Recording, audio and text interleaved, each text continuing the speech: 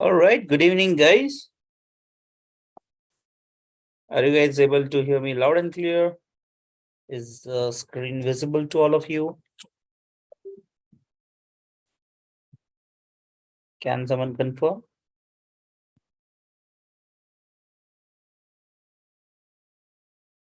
All right, Shirisha, Kedar. All right, great, great, cool, guys. So today we are going to look at the last topic, which is natural language processing. All right. So this would be the fifth day today since we started this week. All right. And we are going to end the series on the note of the final topic, which is text related to text mining or which is related to natural language processing. I know chat gpt, bard, and you might have been hearing stuff like that since the past recent few days, and which has taken the internet by storm, right? So generative AI is the talk of the town. But before we reach to generative AI, right, we need to understand how did we reach till that point, right? So we would look at a few basic things, right, with regards to text mining. What were the challenges when we really started to, work with text data? Like basically, text data is nothing but unstructured data, right? If you remember, on the very first day, we discussed about structured data and unstructured data, right? Do you guys remember that conversation?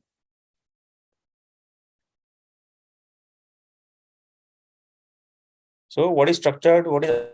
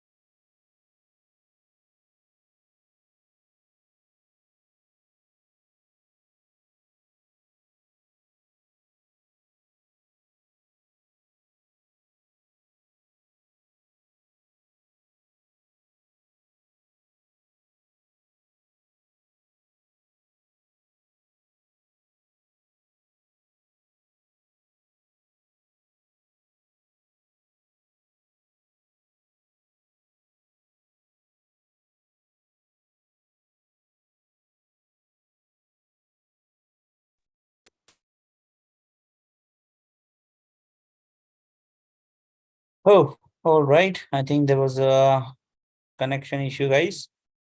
Are you guys able to hear me loud and clear now? Yes, you're audible.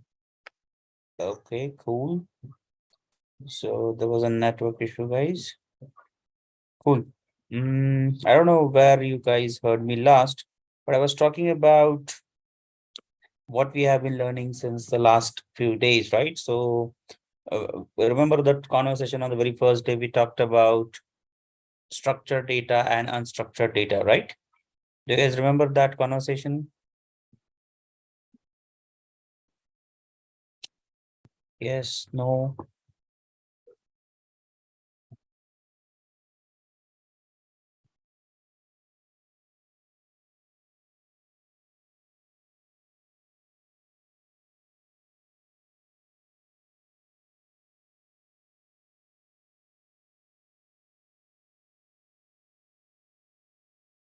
The structured data is in tabular format like rows and columns. Yes, that's correct, Sangeeta. So structured data is something that we can represent in the form of rows and columns. So basically the relational database management system, or, databases like the ones which can store data in tables in the form of rows and columns. So that is all structured data. So we talked about that almost 80% of the data out there in this world is almost unstructured, right? So there is a lot of scope for us to leverage these uh, data science techniques, right? So basically all those things that you have been learning so on unstructured data, and you can just think about the amount of data that is available, right? Almost 50% of the data is available out there, so that we can leverage and draw insights from that, right? So let's see how we can leverage our knowledge, okay, or basically the different tools that we have to uncover insights from textual data or basically unstructured data. Okay, so we're going to look at natural language processing today. Okay, but before we go over there, okay, let's take a very simple example. Let us say you guys want to buy the latest phone. Maybe your phone has become outdated, or you lost your phone, right? Or you want to gift a new phone to your near and dear ones, right? So do you just go to the shop and pick any phone that you like, or do some research before buying your phone? What do you guys do?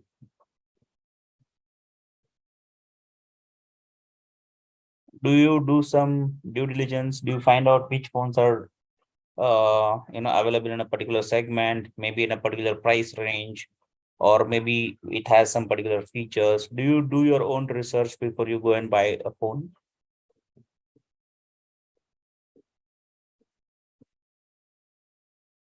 Mm-hmm.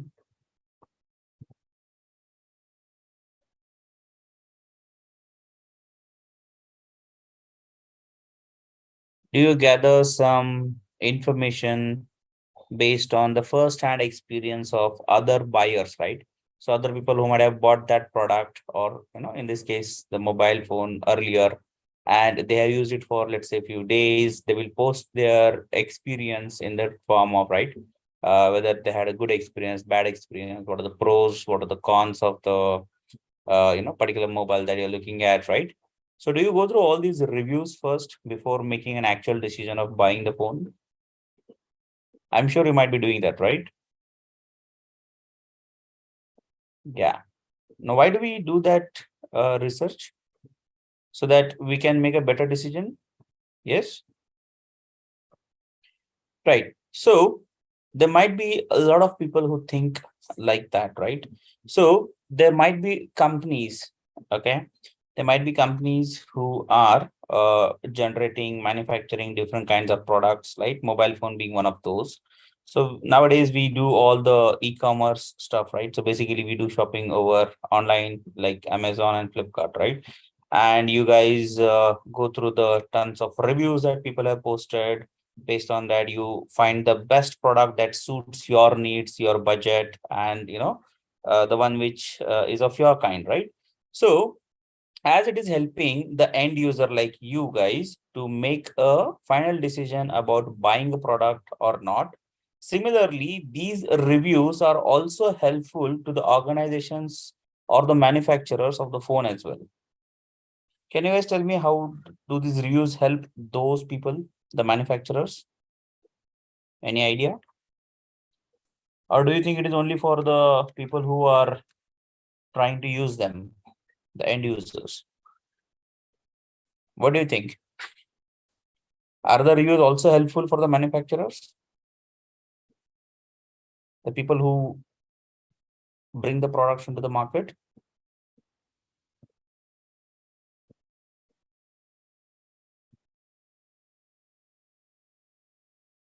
Yes, positive reviews affect the sales, they increase the profits, all right. But uh, not only talking good about the product, right? Do you also think that the reviews act as a feedback to the manufacturer with regards to, what features are missing, right? If you compare your phone with some other manufacturer's phone, there might be few things that are, additional into the other phone which are missing in your phone, right?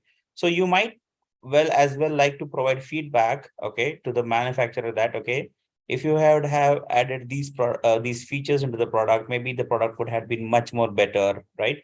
Maybe they could have added some other feature with regard to, nowadays we have those pop-up cameras coming out of the phone, right? So different kinds of things are there, right? I'm just taking the example of phone, but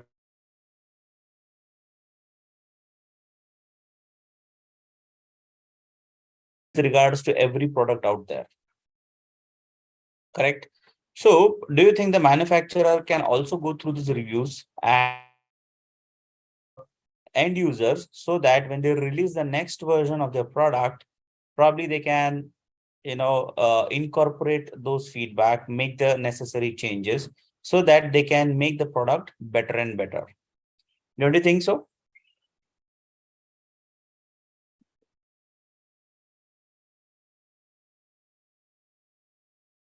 Yes, Sirisha? Do you think the manufacturers can incorporate the feedback, make changes to the product, release the next version, better versions of the products, right? So they can do that definitely. So it is useful for the manufacturers as well as the end users. But let's talk about pick any one of them, right? But do you think do they go through the tons of reviews out there manually? So let us say if you want to buy a product, at the max, how many reviews would you look at? 5 reviews, 10 reviews? Let us say there are 10,000 reviews. Would you be able to go through all of them? No, exactly. So going through tons of reviews is not really practically feasible for us, neither the manufacturers, right? And that is where we want automated solutions or artificial intelligence and machine learning solutions to help us, right? Machines can help us, to go through all that text and summarize it for us or find out what kind of a sentiment is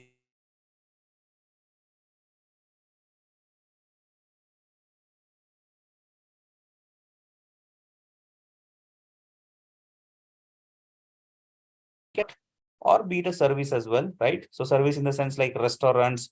So whether you like the service at a particular restaurant, the food was good, right? So you can find reviews also when you're trying to, visit a particular restaurant for, your lunch, your dinner, right? Or you just want to go for an outing.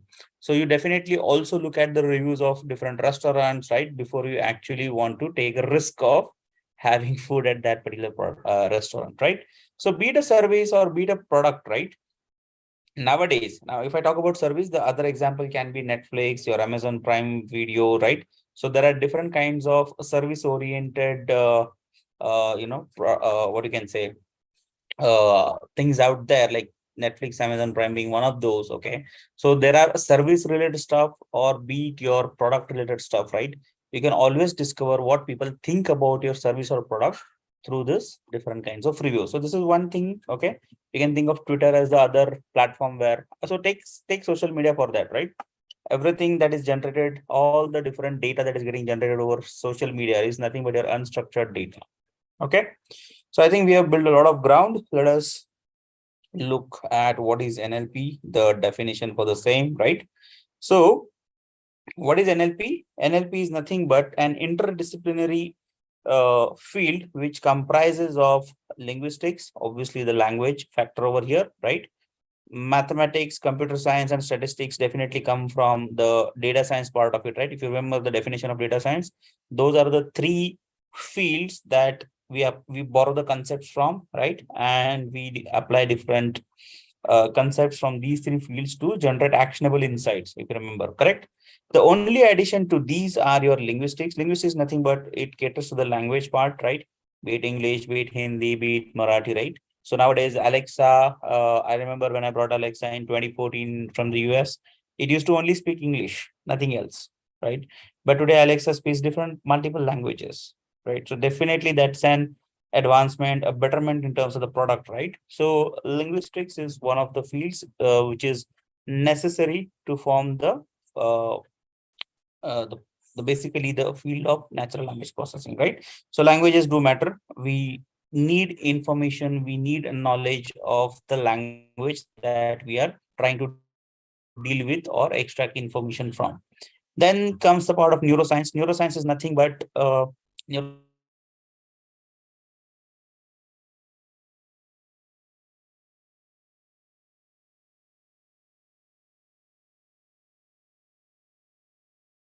is your emotions, your feelings, right? And just now, as we discussed, we want to understand the feelings with regards to a product or a service.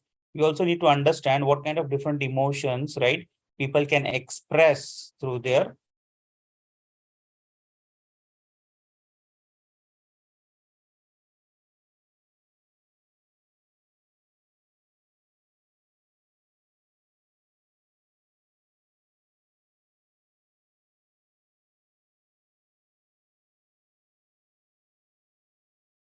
It results into an interdisciplinary area of research called as natural language processing, okay, in which we study or apply concepts from all these different 5 fields. All right, guys, with me so far?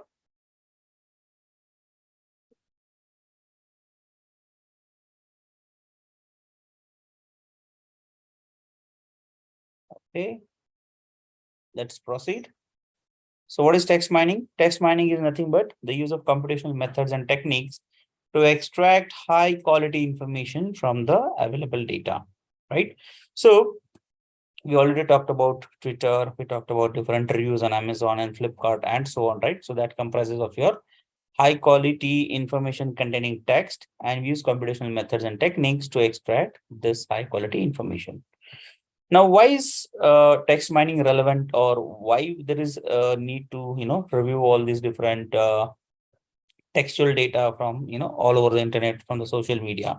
So basically, again, in earlier days, you can think of unstructured data being in the form of books, financial and business reports, magazines, right? Different articles, news articles, blog posts, right? Wikipedia, all the social media data, and so on. But adding to this, now today there are e-commerce websites selling products, right? There are different kinds of platforms like Netflix, Amazon Prime Video, and so on, which are providing services, right? Streaming, video streaming, live streaming, and so on, right? So, given the existence of all these different platforms in our day-to-day life today, it is very relevant that we study this data that is getting generated out of all these different platforms, right? So we already talked about that almost 80% of the available data is all unstructured. Okay, so to enable effective and efficient use of these huge amount of data, right? We need computational methods. Just as a simple fact that we talked about, we cannot go through all the 10,000 reviews with regards to any product or service, right? So we need to deploy computational methods, or we need to take the help of machines in order to do the analysis and summarize this data for us, so that we can understand whether the end users are happy about the product or the service, right? Or whether they are not happy about it, right? So we can accordingly take business decisions so that we can uh, generate better service, or we can manufacture a better products for the end users. All right, that said, let's move on. What are the different applications of natural language processing in today's date? Yes, we can use NLP for analyzing the text and classifying the documents, right? So you can segregate your documents based on different categories, okay? So you can cluster them, organize them based on the field or content they have, okay? You can also summarize the documents. As I said, one of the very useful applications of NLP is to summarize this text. So let us say if you have 10 paragraphs of data, right? Paragraphs of data, it can just summarize this into 2 or 3 lines, and you can get the entire crux of what the person is trying to say in this 10 paragraph data, right? Machine will just summarize you in just 2 to 3 lines, and you can get the crux of what is being talked about in those 10 paragraphs. Okay. You can also visualize in the space of document space. Okay. We'll see how that is done. Making predictions. We can use data for that as well. Content-based recommender systems. So if you might have observed, right, on news websites, or even for that matter, take the example of Quora. I am sure many of you might have heard about Quora, right? So if you read a particular article or a post with regards to a particular genre, or a particular category, right? The next time it will show you recommendations from the same kind of category or type. So if you read more about politics, it will start giving you recommendation with regards to political posts, or political what you can say, articles that are there, right? So this is nothing but based on the recommender systems. Okay, so recommender system is nothing but one of the unsupervised machine learning techniques that we did not get time to explore, but yes, we do visit these kind of all techniques in detail. Okay, but due to the shortage of time, we could not incorporate over here. Okay, but that is just to give you a gist where applications of NLP can also be thought of. Okay. Again, what are the recent advancements where NLP has been instrumental? So you can think of all the virtual assistants, right? Be it Alexa from Amazon, Siri from Apple, Cortana from Microsoft, right? So Google also has its own version of it, right? So you can think of all different websites. Nowadays, you might have seen recently that every website, even take the example of IRCTC as well, right? Even they also have their own chatbots. So the moment you visit any website, they have a virtual assistant popping up in one of the corners of the website, right? And they're ready to help you if you have any questions, right? So customer support tools in the forms of chatbots, email routers, classifiers, right? So those have been there in place since long time. Okay. And there are also sentiment analyzers. So if you give a piece of text to the tool or the application, it tries to analyze what kind of sentiment. So when we take sentiment, right, usually human emotions or sentiments are based on like whether they're happy, they're sad, neutral, right? So basically you can categorize in terms of like positive, negative, or neutral.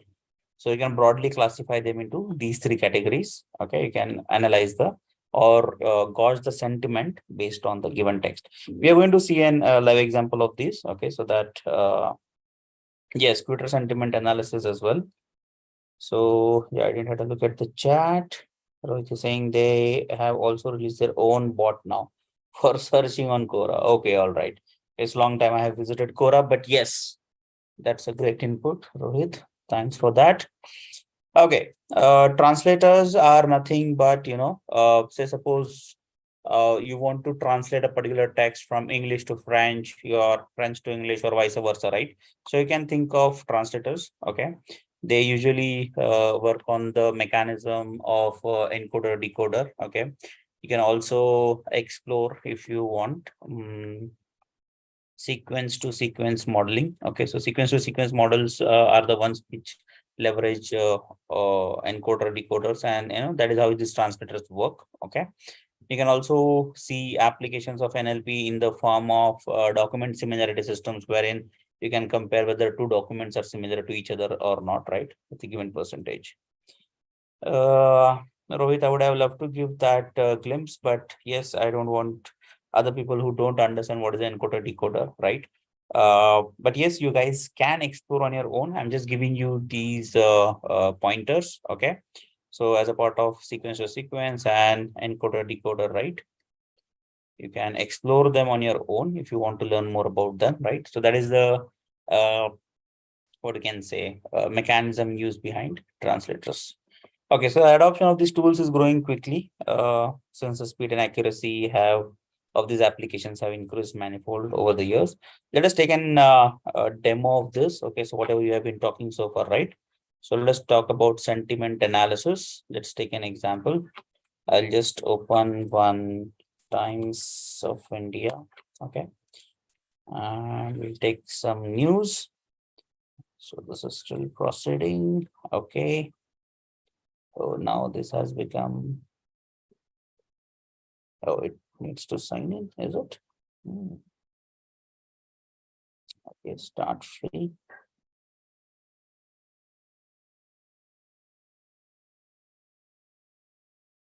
Oh, now this is asking to create a account. Earlier it was free. Okay, fine. Nothing is free in this world these days, apart from our 5-day course. All right, let's create one.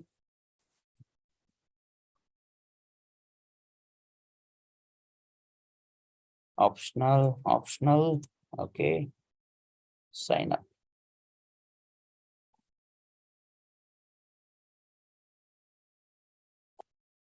Oh, so they have emailed me now. Okay, fine.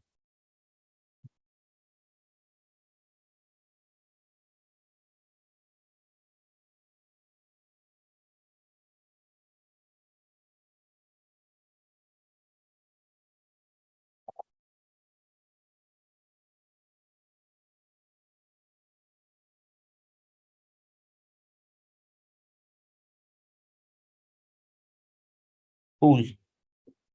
Finally, it has allowed us to log in.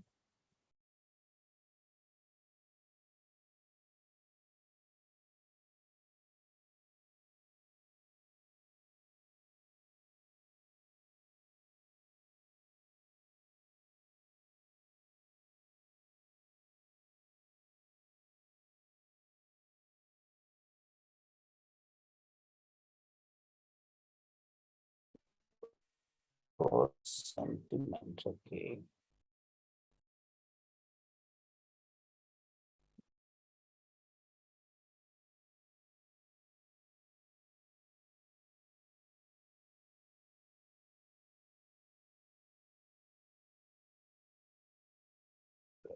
Needed to create an API, is it? Okay, fine. Yeah. All right, we'll keep it as it is. Let us try to hit it again. Okay, so basically what we are looking at is the sentiment analysis. Okay, here we go. So let us try to do that now. I'm late, sir. Okay, no worries. So we're trying to discuss about natural language processing, Chandrika. Okay, I'm just showing you how we can analyze a piece of text. So what we're going to do is we're going to take one single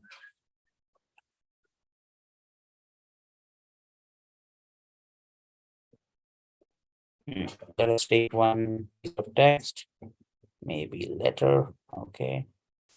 Okay, let us say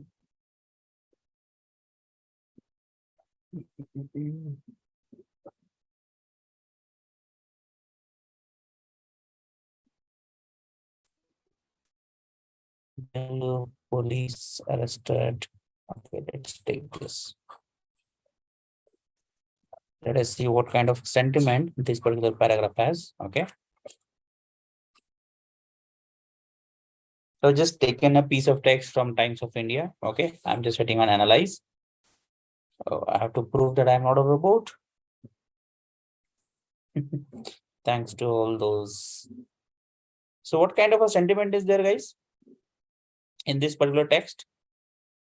Police arrested on charges of defamatory content on social media against the member of chief minister, blah, blah, blah, right?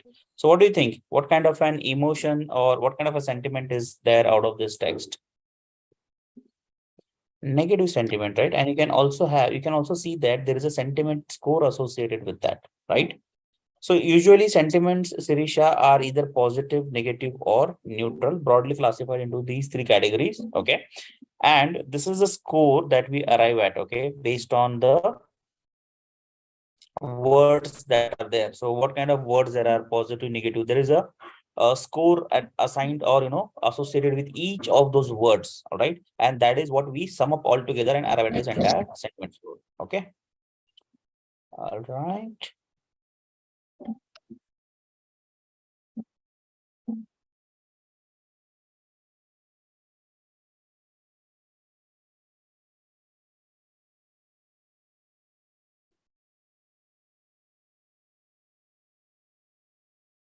Okay. All right. So we have talked about this. Let us take a look at the positive sentiment. I am very happy today. Okay. So I'm just going to put this one piece of text and let us look at your analysis. So I asked it to analyze. All right. Not a robot.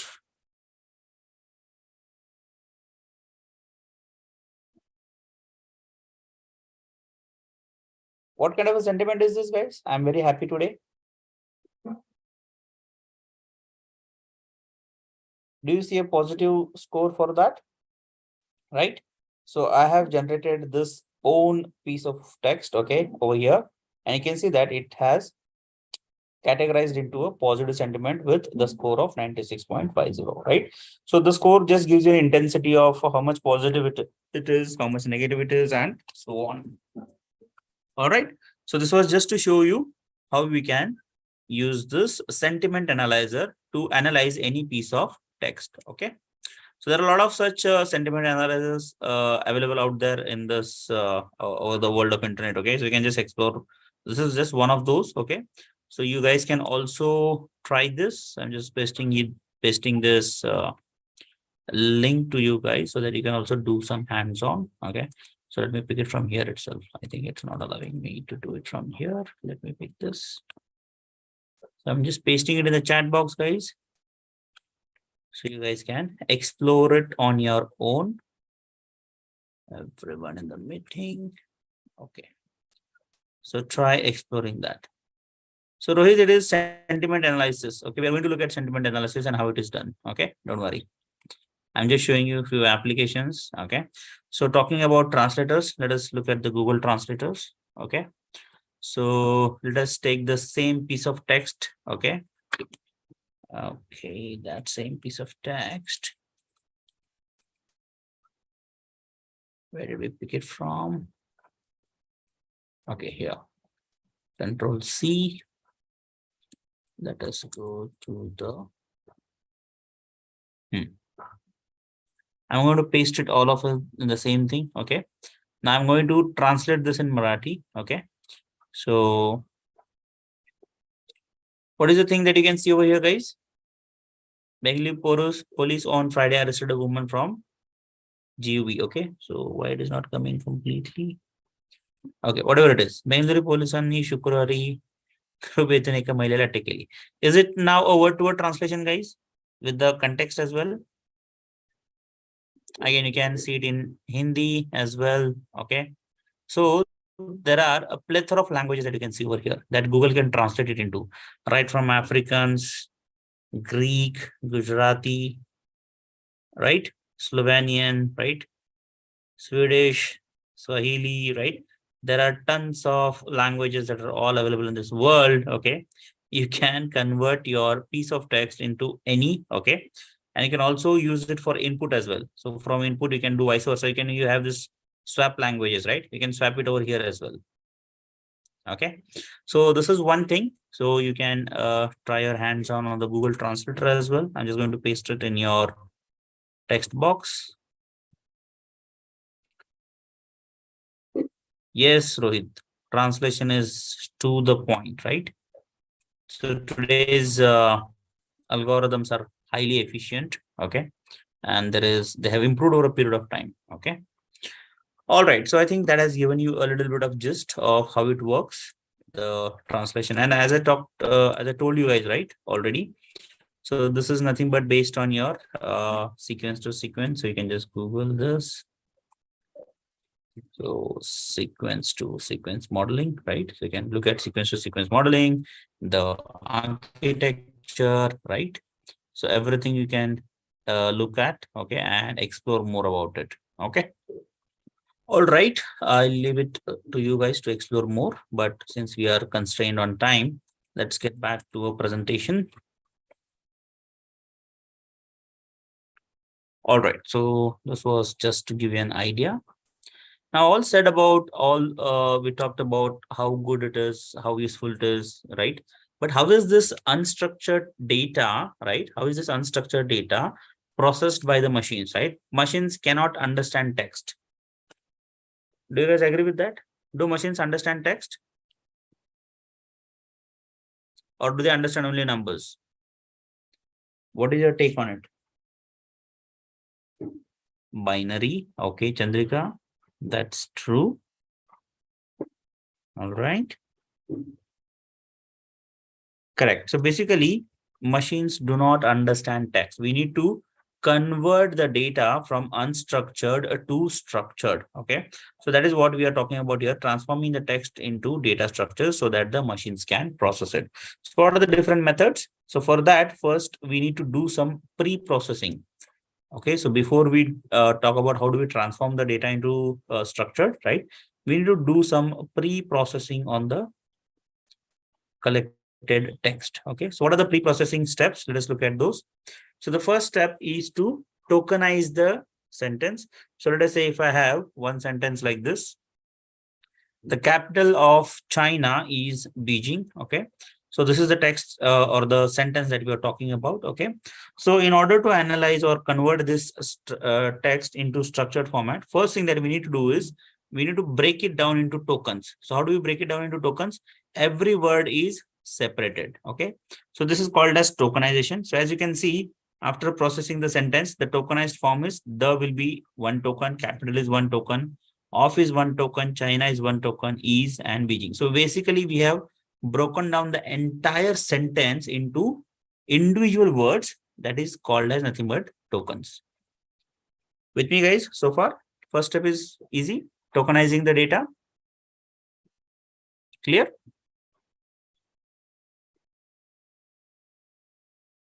Now we look at what are the other different pre-processing steps in converting the data from unstructured to structured. So the next step is to normalize the text. Okay, so let's look at what is normalizing the text. So normalizing the text is nothing but, okay, so let us say we have apple written into 3 forms in our data set.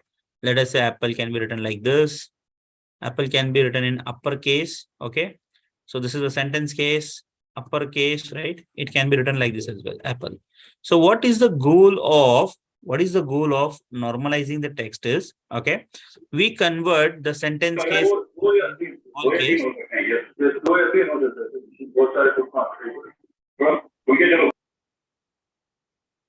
Okay, so Amar, I am not sure how participants are able to unmute themselves. Okay, so just check on that. All right, Amar.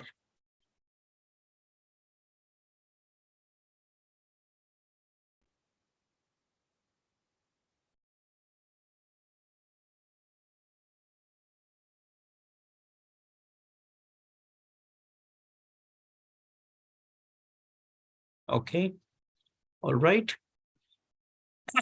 Okay, so the goal here of normalizing the text is nothing but, be it a sentence case, be it a uppercase, be it a lowercase, convert everything into lowercase. Okay, convert everything into the lowercase, and in the process of doing so, okay, in the process of doing so, we should remove all the punctuation marks, okay, dots, dashes, commas, exclamatory marks, right, question marks, and all those stuff.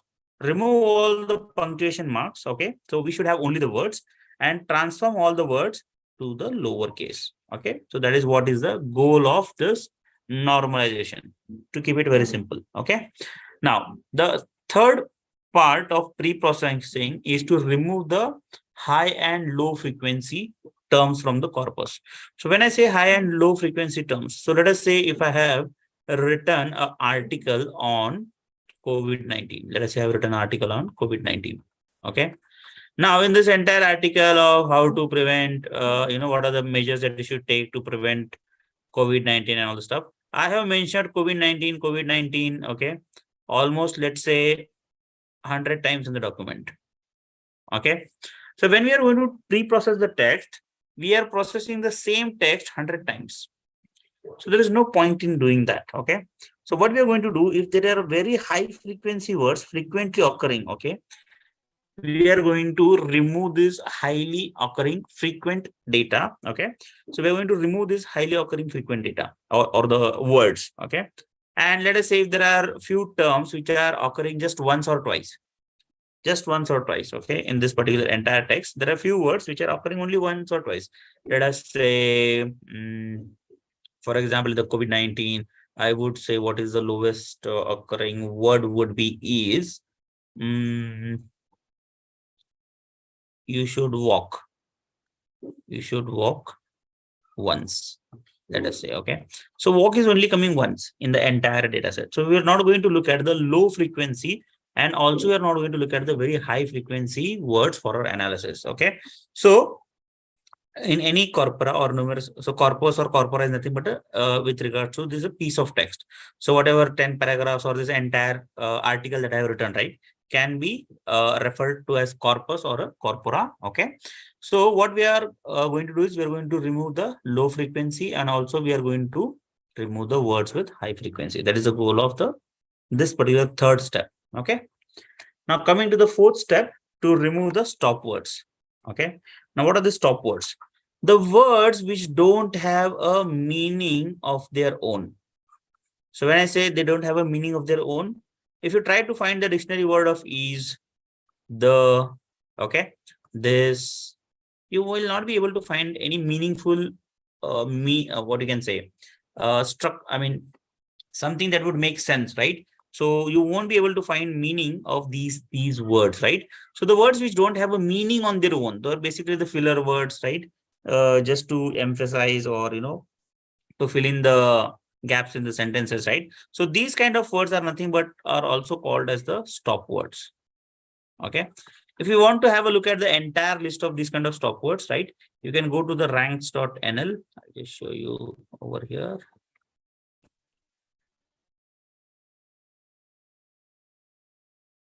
Here you have stop words. So these are all the default English stop word list. Okay. So right from here, about, above, right. So you can look at all these different stop words that are there in this particular English. You can also have a look at stop words in other languages as well. Okay. So this can serve as a handy link for you if you're looking for stop words. All right, coming back. So this was the fourth step. All right. Now what is the fifth step? Fifth step refers to your stemming and lemmatization. Now what is stemming?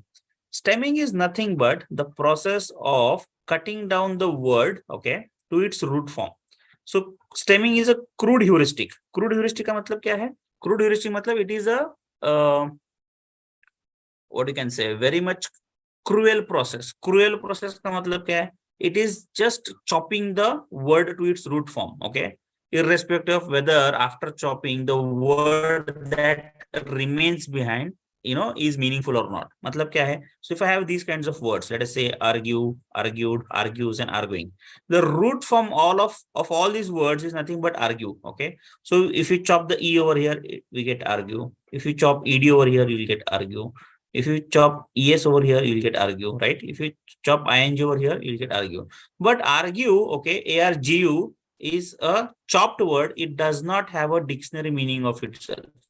It does not have a dictionary meaning. मतलब क्या है? अगर आप इस word को लेके dictionary में खोजने जाओ तो आपको ये वर्ड मिलेगा ही नहीं डिक्शनरी में. Okay, so that is the crude heuristic. Okay, crude heuristic मतलब heartless operation, just chop it off. Okay, so stemming is not really useful, okay, because it leaves us with a root form of the word which does not have a dictionary meaning. Okay, so there is no point in doing stemming. So what they did, they invented something called as lemmatization. Okay, so what is lemmatization? It is also a process that brings the original word to its root form.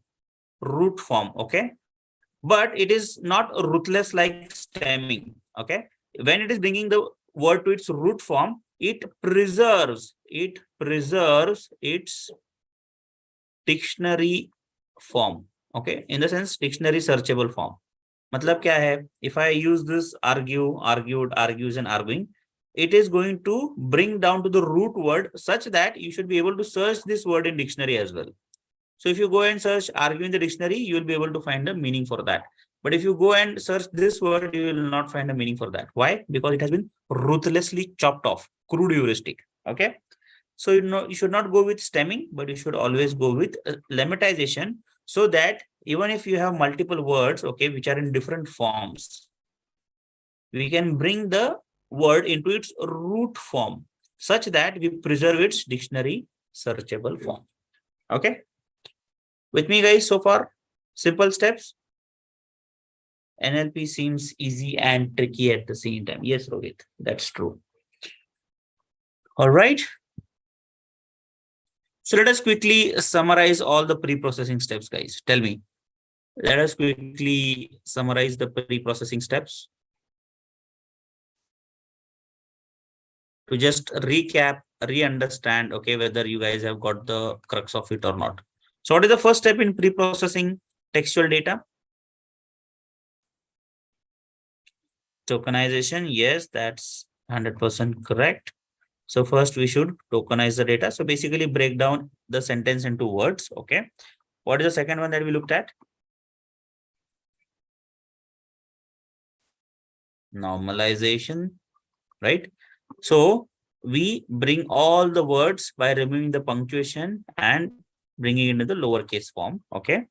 Third was removing your high frequency and low frequency words. Okay. So removing your high and low frequency words. Okay. Then what is the fourth one? Yes, Rohit. Fourth one is your stop words. So removal of stop words,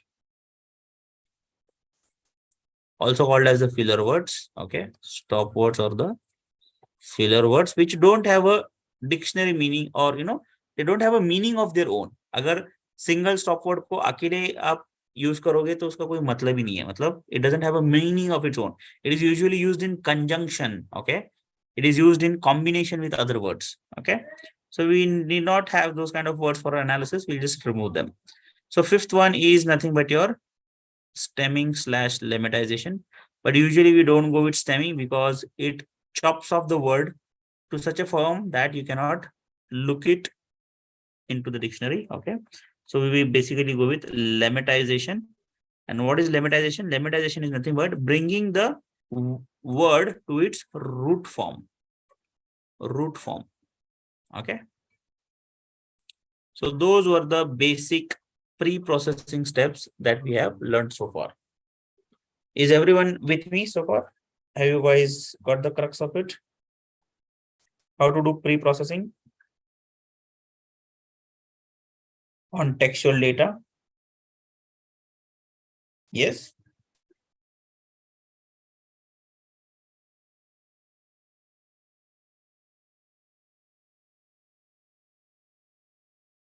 Are we following, guys?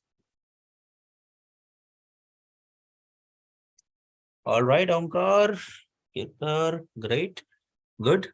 Now, after completing these pre-processing steps on the textual data, okay, the unstructured data that you have, our goal is to get the unstructured data into structured form so that our machines can process it, right? Remember. So what we are going to do now is, okay, we are going to do something called as feature extraction. So the same way that we do feature selection in terms of our supervised machine learning algorithms, right, that we have been learning so far. We talked about simple linear regression, multiple linear regression, and so on, right? So yesterday also we had a look at the entire workflow from data to decisions, right? So in that we saw that before we proceed for model building, we need to do something called as feature engineering, where we carefully select the features, right?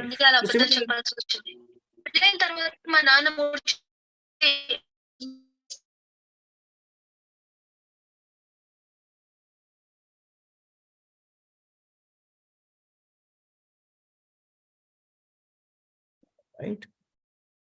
Okay, so let's talk about how can we convert this data that we have pre-processed, right? So we have pre-processed the textual data.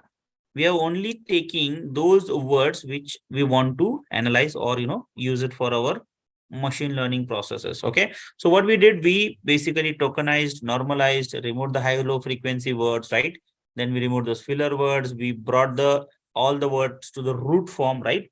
Now what do we do next? How do we generate features, or how do we convert the data from unstructured to structured? So for that, we are going to look at feature extraction. Now, how do we do the feature extraction?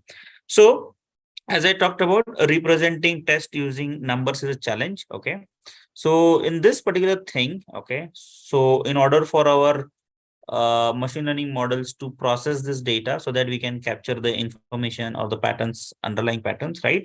So what we are going to do is we are going to work with a few of the mechanisms, okay, such as binary weights, bag of words architecture, TF-IDF, Ngram models, and so on.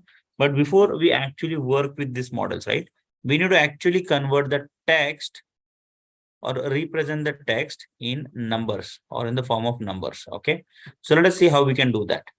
We can achieve that using something called as the VSM model or the vector space model. Now, what does this vector space model do? Vector space model is nothing but, okay, a technique to convert the data from textual format to the number format. So how do you do that? So we have, let us say, these kind of documents. So let us say this is document 1, this is document 2, this is document 3, this is document 4, and let us say this is document 5. Okay, so each of the documents contains some paragraphs, right? So we can see here we have some data over here in each of the document. Now what we do is we do pre-processing all the 5 steps that we talked about in the previous slide, right? We do pre-processing on the entire document. Okay, and what do? We collect So as a part of pre-processing, we normalize, tokenize, right? We remove high, low frequency, we remove stop words. We bring all the remaining words in the form of root form by doing lemmatization, okay? And now whatever list of processed words you have, you take those words, okay? Those are also called as terms, okay? Those are also called as terms, okay? And you represent these terms like this. These are the terms. So one of the word is complexity, one of the word is algorithm, entropy, traffic, network, and so on. You might have so many words from all the 5 documents. So what I'm going to do, I'm going to take all the terms, and arrange them on the row format. Okay. And I'm going to see, okay, out of all the 5 documents, where all this complexity word is coming. Okay. And if it is coming, how many times it is coming? So let us say in document 1, the complexity word is coming twice. So I'm just going to write 2. Let us say in document 2, the word does not appear. So I will put just 0 for that. Okay. In the document 3, it is appearing 3 times. Document 4, it is appearing 2 times. Document 5, it is appearing 3 times. So I'm going to take each of the terms, see how many times it is appearing in each of the documents, and fill this matrix. Okay. And since we first arrange the terms and then the documents, okay, in the row and column format, okay. So for that, we call this matrix as term document matrix.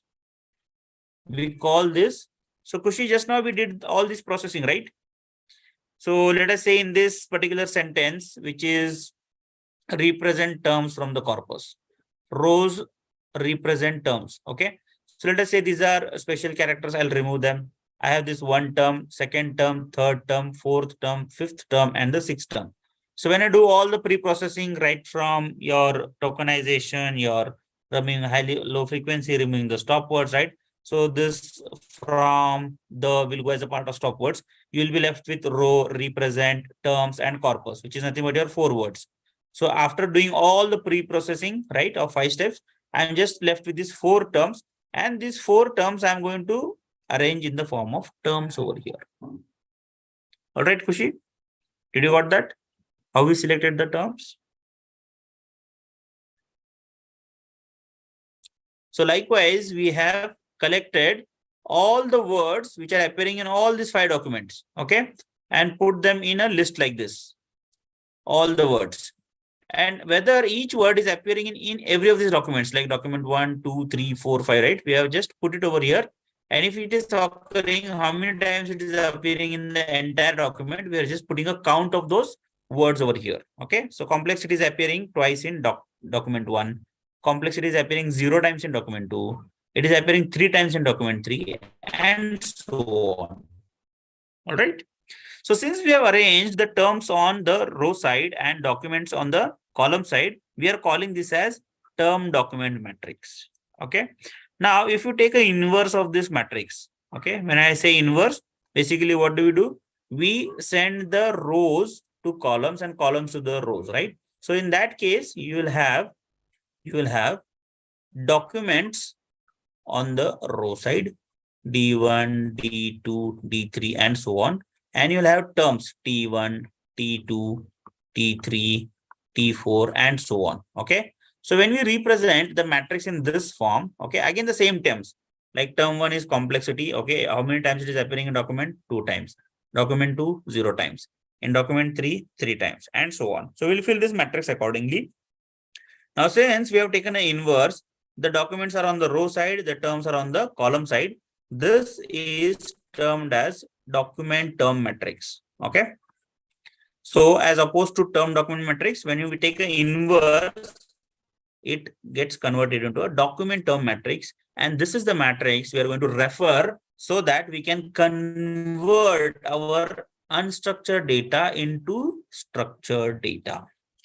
Is this concept clear, guys? How do we convert from text to numbers? Are you guys with me so far?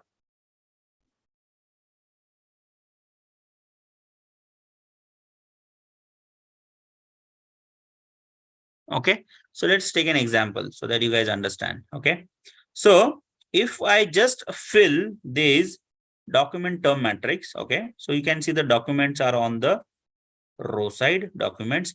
All the terms terms are on the column side. Okay. So if you see this, this is a document term matrix. Okay. Now, what do we do usually is the first way to fill the matrix is by doing the binary weights. Now, what is this binary weight mechanism? Binary weight is nothing but if that particular term is appearing in the document, I'll just say 1. If it is not appearing, I'll just say 0. So either 0 or 1, either 0 or 1. Okay. So when I just fill the matrix, entire matrix using just zeros and ones, zeros and ones. Okay. So when I just fill using zeros and 0 when the term is not appearing, 1 when the term is appearing, right? So this is called as the binary weight mechanism to fill the matrix. Okay. This document term matrix. Now, instead of binary weights, if I just go with the bag of words representation. So what is this bag of words representation? The same thing that we just talked about. Okay. So here, what we are going to do, let us say this is your document 1, this is your document 2, this is your document 3. Okay. So we're going to take a practical example here now. All right. So what we are going to do now is look at this. So this is your document 1. Okay. We are going to process the data. When you say process the data, basically we are going to do all the pre-processing steps. Okay. All the 5 steps that we talked about. Correct. So we're going to do all the 5 steps pre-processing on all these 3 documents. Okay. And after doing that, these are the terms I am left with. The same thing that Khushi was just asking me right now, right? How did I get the list of terms? So these are the list of terms I have after removing the stop words, the filler words, the high flow frequency words, right? So I'm left with how many? Let us say 1, 2, 3, 4, 5, 6, 7, 8, 9, 10, 11. So I have total 11 terms with me now. So what I'm going to do is I'm going to construct a document term matrix. So this is the document term matrix, guys. Okay. So the document 1, document 2, document 3. Okay. Now I'm going to check for read. The first word is read. Is read appearing in the first document? Yes, it is appearing in the first document. So I'm just going to place 1 over here. Okay. Let us take the second word natural. Is natural appearing in the first document? Yes, it is appearing. So I'm going to put 1 against it. Is language appearing in the first document? Yes, language is appearing in the first document. So I'm going to put 1 against it. Is computers appearing in the first document? No, computers is not in this particular first document. So put 0. Similarly, there is no everyday, data, evolve, field, process. Process is there, right? Processing is here. So process here, again, I'm going to put 1 over here and rest to 0. So this is, I'm done processing my first document. Go to the second document now. In the second document, again, check, does it have read? Natural language processing making? No, it does not have read. So put 0 against it. Okay. Then again, check for natural. Natural, yes, natural is there. So natural is over here. Then take language. Language is appearing twice, guys. See, natural language processing and comprehend language data. So here we are again going to take the frequency. So in the earlier slide, we looked at binary weight mechanism to fill the matrix. Okay. Here we are again taking the frequency or the count. Frequency or the count. And wherever we use frequency and count, we call it as bag of words architecture. This is also called as your bag of words architecture to fill this document term matrix. Are we able to make sense out of it, guys? How do we fill the matrix? Is it making sense?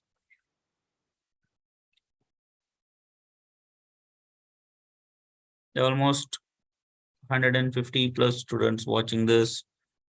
So are we able to understand, guys? Okay, Girthar is able to understand. How about others? Omkar, Sirisha. Okay, great. Great, Kushi. All right. So now that you understand how we fill the matrix using either your binary weights or either your frequency or count, right? The same thing that we did over here, taking the word, checking the document, filling the matrix. Taking the word, checking the document, fill in the matrix. The same thing can be automated in Python. We don't have to do this manually. Abhi to humne manually kar liya, right? We can automate this in Python with something called as a count vectorizer. Okay. So it is a part of the scikit-learn library. Okay. So count vectorizer is a method or a tool provided by the scikit-learn library in Python that will do the same thing that we just did now and provide us the document term matrix. Okay. It will provide us with the document term matrix. Okay.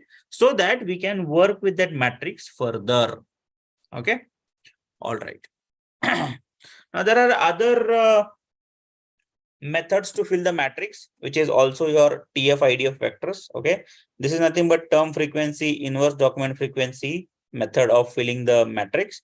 You also have the n-gram models. N-gram models are nothing but unigram, bigram. So wherever n is equal to 1, this is unigram. N is equal to 2, this is bigram. Okay, whenever n equal to 3, this is trigram, and so on.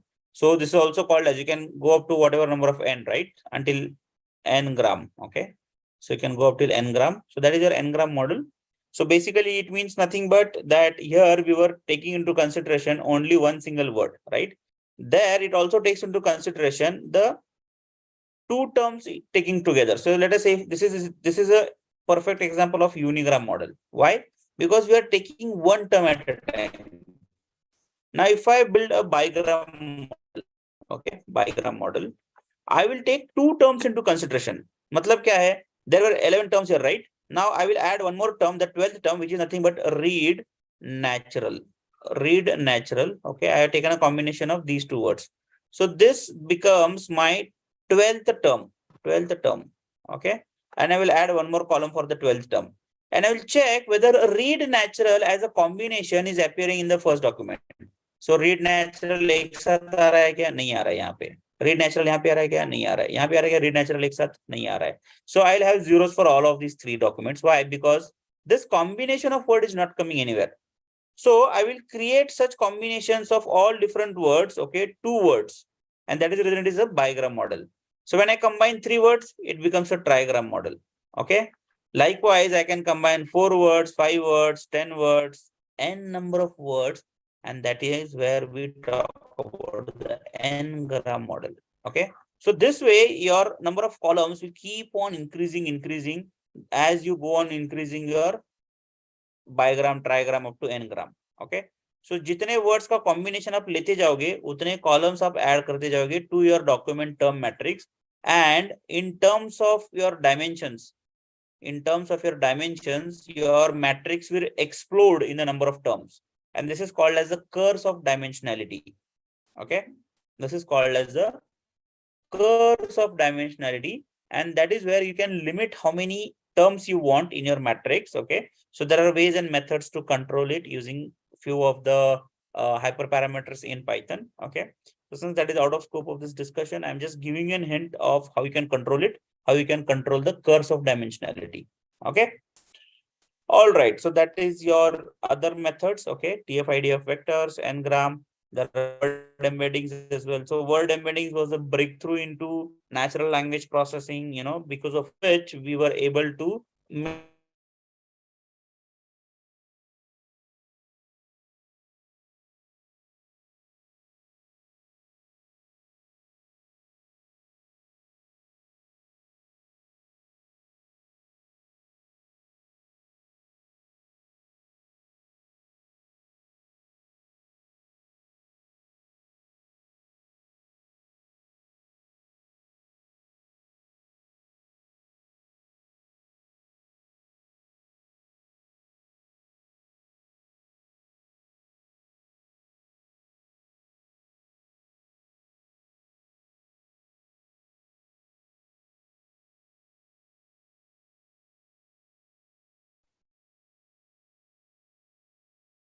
Okay, I think there was a network drop again.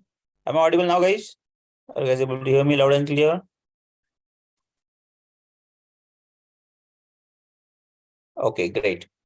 So I was just telling you regarding.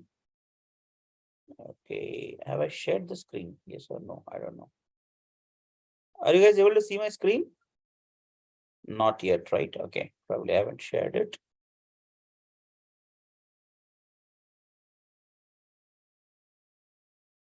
Okay, is my screen visible now?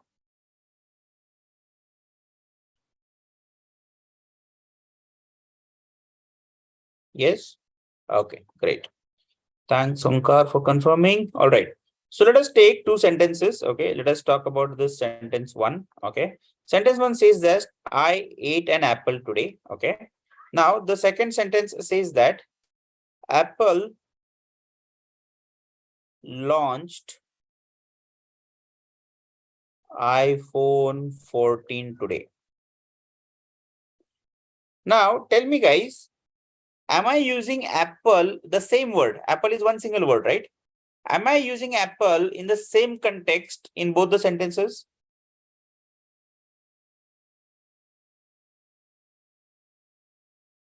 Is the context same? Is the meaning of both the sentences? No, right? Here I am referring to Apple as a fruit, right? And here I am referring Apple as an organization. Yes or no? Do you guys agree with me? Yes, fruit and company, right, Omkar? So the context in which I am using this word apple is different in both the sentences. Do you guys agree? In one sentence, I am talking about apple in the context of a fruit. In the other sentence, I am talking about apple as an in the context of an organization. Do you guys agree with that? So all these methods, traditional methods that we were talking about, right? Bag of words model, TF-IDF vector, Sengram, and all of these were lacking this particular functionality where we could make sense out of what is being talked, right? In which context are you trying to use this word apple? So these techniques wouldn't have been able to identify the context. So with word embeddings, okay, with word embeddings, there was a breakthrough into this research area of NLP, wherein we were able to also gauge the context. So today, when you talk about generative AI, right, Chat GPT, you give different prompts to it, and based on the prompt, it will try to give you an answer back, right? So take the example of Alexa also. If you just ask her, how are you, Alexa, today? She might tell, okay, I'm doing fine, correct? So if you are able to ask Alexa something, right, it should also be able to understand the context, in which context you are asking something, right? Because English is a very tricky language. Just the same example which I was talking about, right? Apple. I can use apple in different contexts, correct? So because of this, right, understanding the context in which the user is trying to ask a question or talk about, right, gauging or understanding that context was very imperative, very important. And with word embeddings, we got a breakthrough into the field of NLP, guys. So that was a big breakthrough that we achieved when word embeddings were discovered. And then you went on building your different kinds of models, right, with the number of terms in your document term matrix, right? So basically, you are able to create a different matrix, right, based on the number of words that you're using. So you might have heard about those large language models, LLMs, in these days, right? So all different companies, that including Meta, Google, they're having their own LLMs, right, large language models. So what is this large language models? They are built on tons of words, tons of phrases and terms, right? So this is how we naturally, gradually progressed from word embeddings to large language models. And that is where generative AI is making a breakthrough in today's world, right? Are you able to understand, guys? How did we come into the world of generative AI so far? What was the background behind it? How we reached to this stage, right? Is it clear so far? Has that given you a fair idea? Have you got enough background now? Yes? Any questions, doubts so far? Or are we good to go?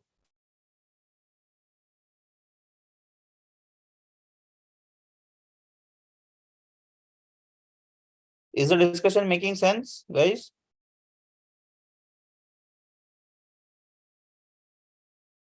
Are you able to comprehend? Are you able to understand what we are talking about? All right, Kushi.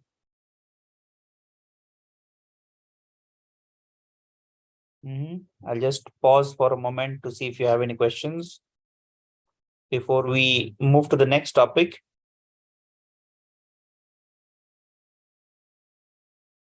I want you to understand what we discussed so far as a part of text pre-processing, all the 5 steps, how we convert the unstructured data into structured format by using the document term matrix, right? And from there, we used. So yes, Kushi, you can combine multiple models together. Okay. So as I said, right, in the process of recommending you different articles. So let us say you read on Quora some article based on sports. So Quora might think that you're interested more into sports articles. So whenever someone posts or asks a question about sports, right, it is trying to send you or recommend you those posts or articles, assuming that you might also end up liking those. Okay. So yes, you can combine different machine learning techniques. There's no harm in that. That is how AI systems are built these days. Okay. So when we talk about AI system, right, AI is an solution.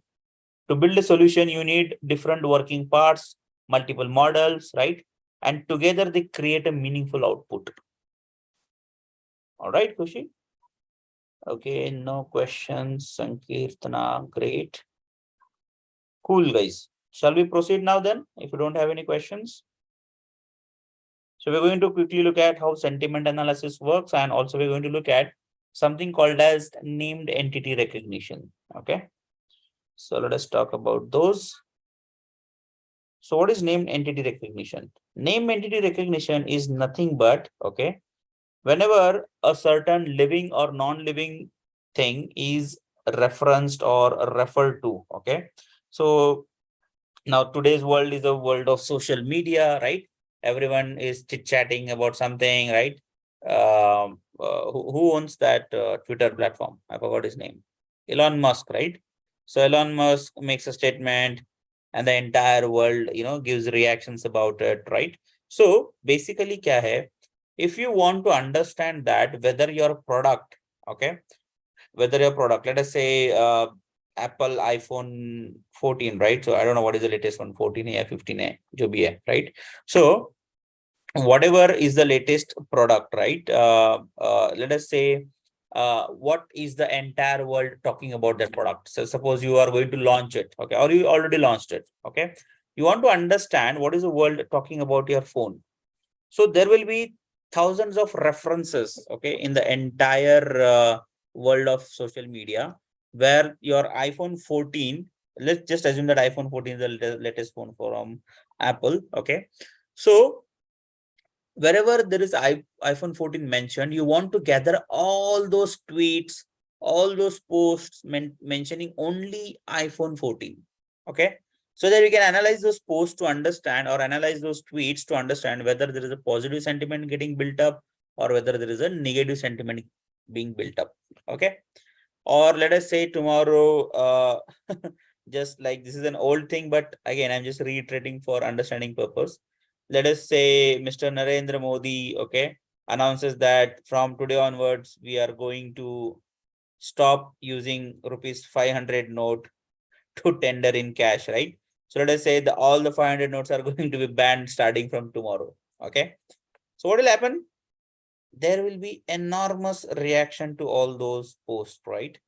Right? So be it a living person, be it a product like iPhone, or let us say Infosys chairman resigns today, okay?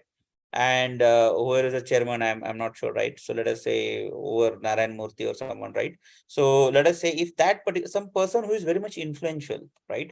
If you want to gather or if you want to check whether that particular person, influential person, has been mentioned in some of the tweets, or your product has been mentioned somewhere where people are talking negative regarding your product or service, right? So in order to avoid that defamation, right? In order to fix things early, right? People keep running checks through the entire tweets, list of tweets, post, Facebook post, and so on, right? Over all the entire social media platforms, they're trying to look for whether their product, any prominent personality like the CFO, CEO, whether their names are being mentioned somewhere, right? Why? Because they don't want these things to happen and people think negatively or take the product or service negatively, because that impacts your company or organization very badly, okay. So in order to avoid those things, people keep on continuously checking their posts or their tweets, right, over the internet. They keep on running these machines which keep on searching for those key terms, and those key terms are nothing but are found out using nothing but your named entity recognition. So let us see how name entity recognition works, okay. So,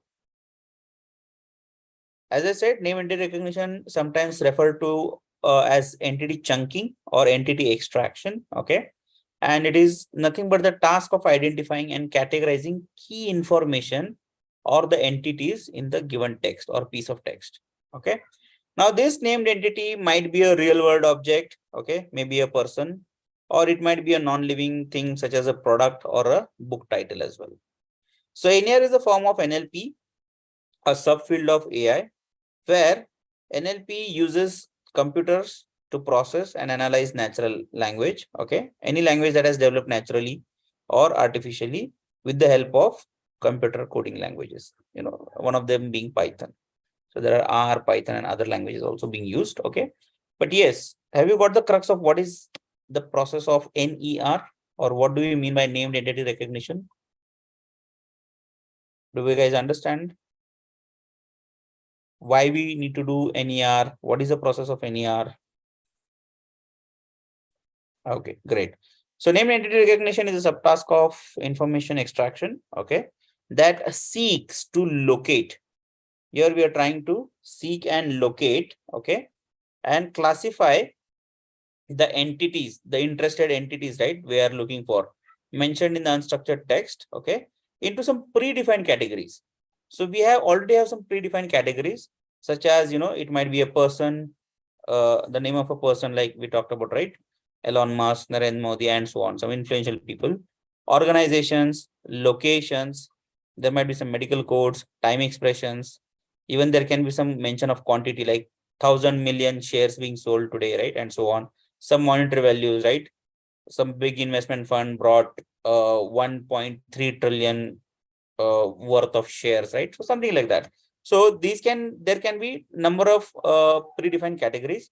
So whichever entity that we're looking for will be, classified or, put into one single predefined category. Okay. So most research on NER systems has been structured. Okay. So let us take one example. Jim brought 300 shares of Acme Corporation in 2006.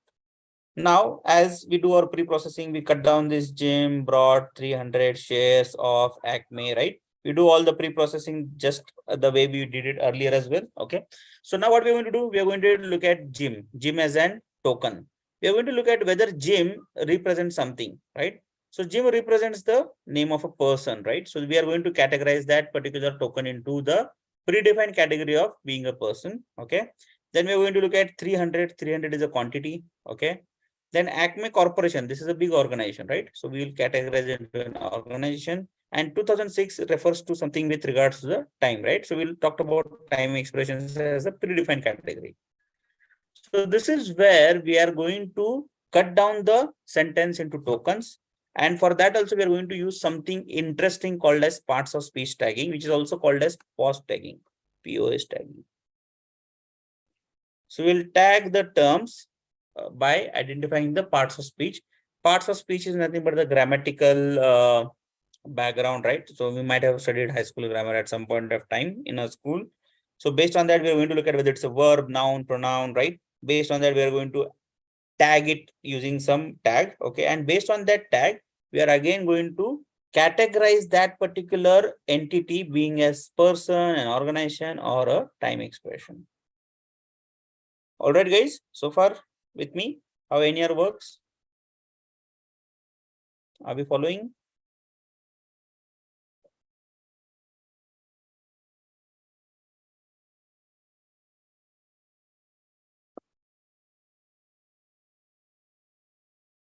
Yes. All right, great, Krishna. Okay, cool. So let's move on then. So what kind of business questions can be answered? We already talked about it. What companies were mentioned in the news article? Where some specified products mentioned in the complaints or reviews, right? Does a tweet contain the name of some influential person, right? Whether it also contains the person's location and so on, right? So let us take one example. I'll just show you how it runs. So we'll take the same news that we were looking at, Times of India, right? So we'll take that particular thing, Control C. So this is your core NLP is one of the offerings from Stanford. Okay. So what I'm going to do is now I'm going to paste the text. Read more at. Okay, why is this coming like that?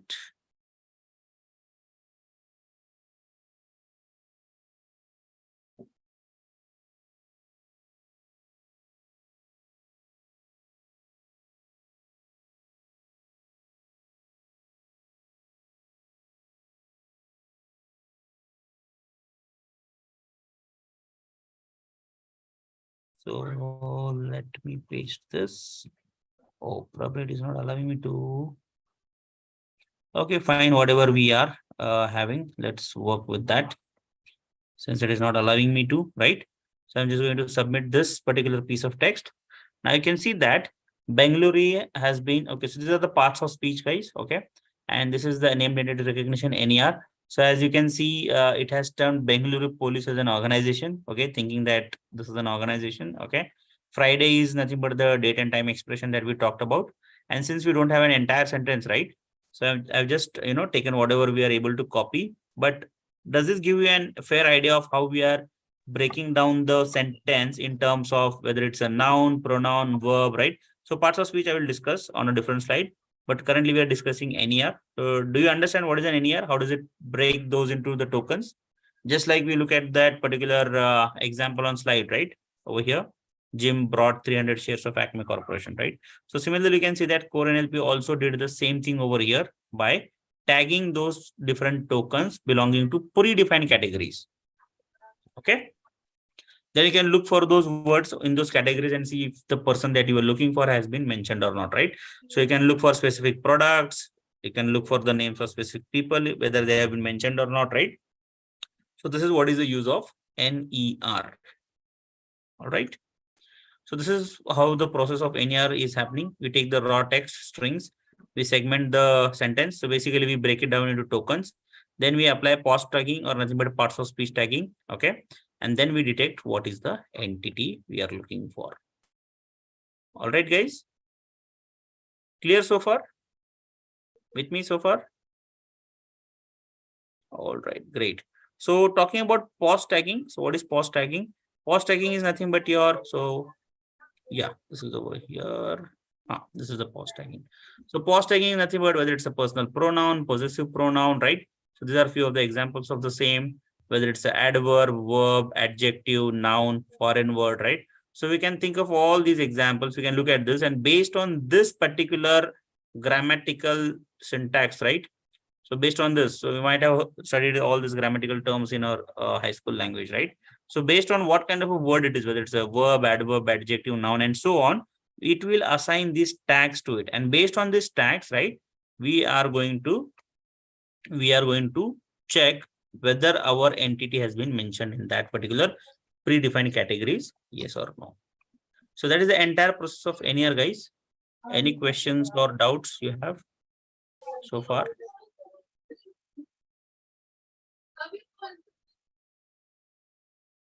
Yes. Any questions, queries, or are we clear with what is NER? All good?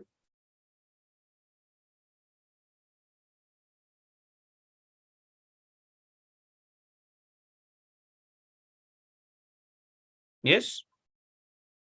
Any questions, queries, doubts so far? Is it going in the head or above the head? Yes, guys. Are you guys following what we are discussing so far? Is it making sense?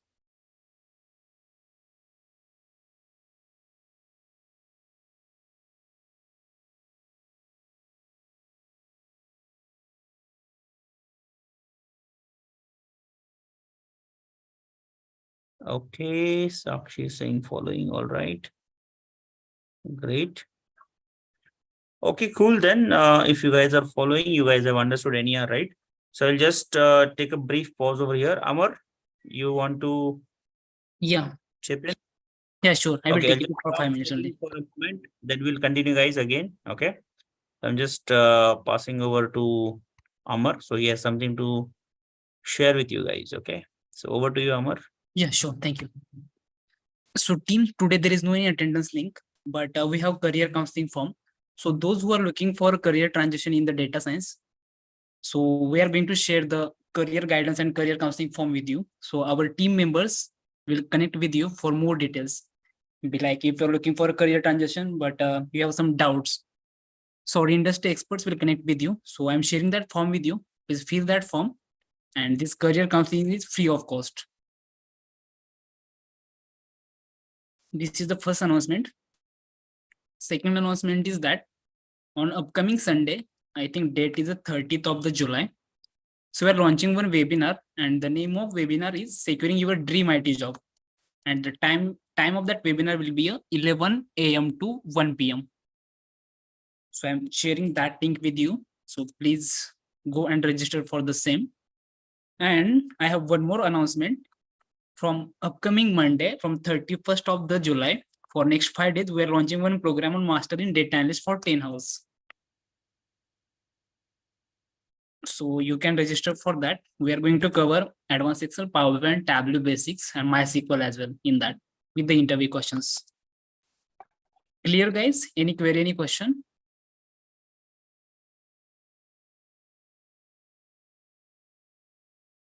Yeah, regarding to the certificate, I will explain in the last 5 minutes.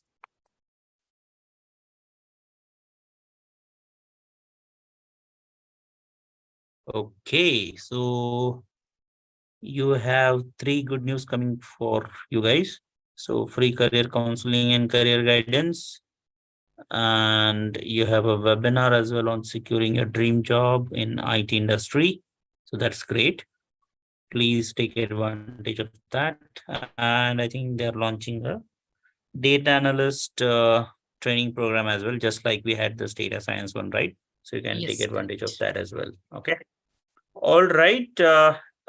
Anything else you want to share at this moment, Amar? No, Or nothing. should You we can take continue? it forward. All right. Any questions you have, guys, or for Amar, or can we continue? So there is one question from Nikita. All these are online. Yes, Nikita. The webinar and training program will be online only. Oh, yes, it will be free. Yeah, I think there is no more question. You can take it forward now. All right. Let's move ahead then, guys. Okay, I'll just share the screen back. Give me a moment.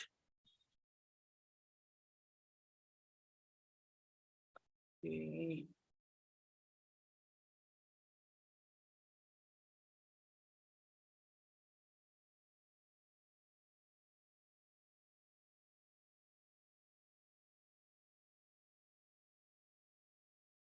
All right. Let's get back.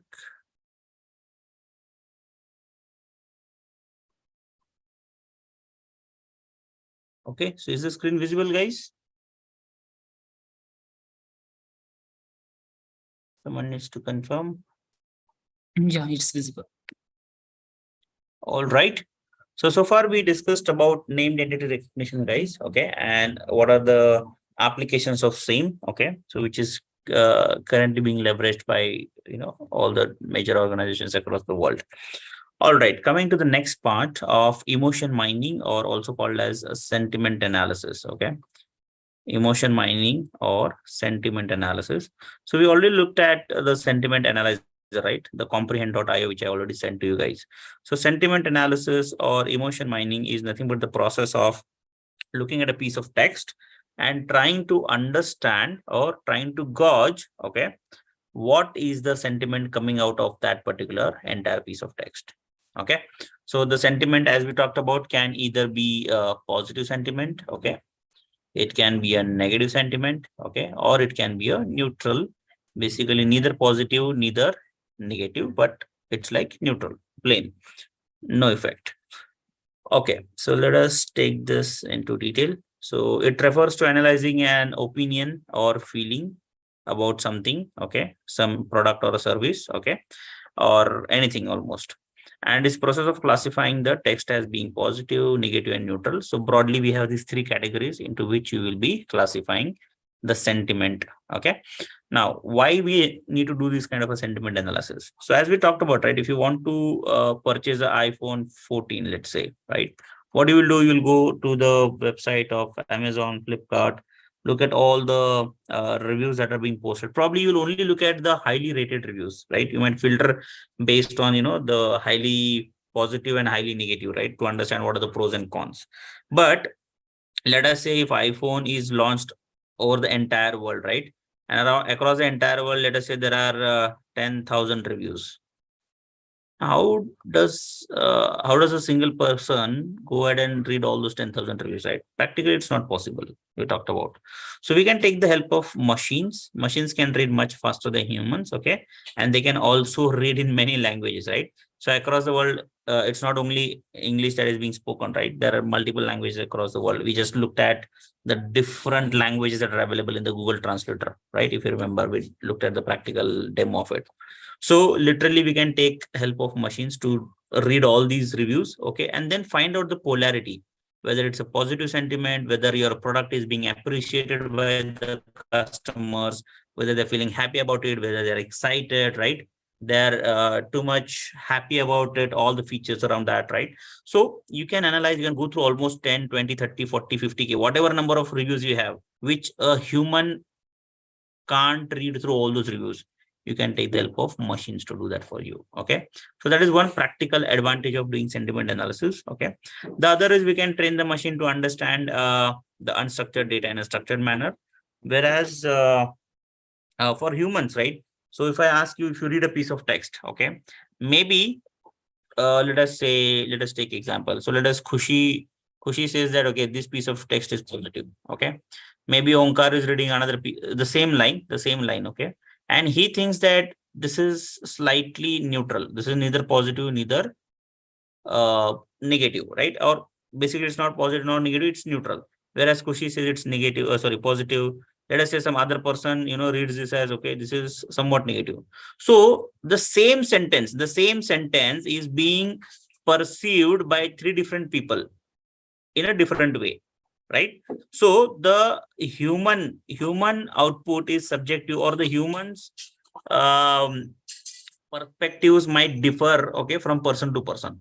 Like खुशी को लग रहा है कि ये sentence positive है, ओंकार को लग रहा है कि नहीं, ये सेंटेंस न्यूट्रल है, right? So you can have subjective, I mean, it's subjective to different people, right? Your opinions, your feelings might be different, so everyone might not look at that particular sentence from the same angle. They might view it from different angles and they might have different opinions about it, right? This is very much possible, right? So in order to avoid that, we can train the machines. Machine का ऐसा bias नहीं होता ना. Like खुशी को Apple के सारे products बहुत पसंद है. So खुशी is going to say, oh no, this is very positive review, right? Maybe say Onkar does not like a particular brand. He just wants to look at, okay, technically ये अच्छा है या नहीं product. Based on that, he will say, okay, it is good, bad, or whatever it is, right? So from person to person, right, a piece of text or the review regarding a product might be different. So there is subjectivity associated with humans, whereas machines are not having that subjectivity. They are having same opinion. If you train them to look at that particular sentence, okay, in a particular way, they're going to read it in the same manner for all the sentences, for all the reviews, right? So there is no subjectivity. So that is another advantage you can have if you use machines to read the text, right? Yeah, Onkar is saying yes, sir. Probably Onkar, did I read your mind? All right, great. Okay, cool. So, so now we understand what is the use of sentiment analysis, where it can be applied to, right? And what is the advantage of using it as well, right? Everyone with me so far?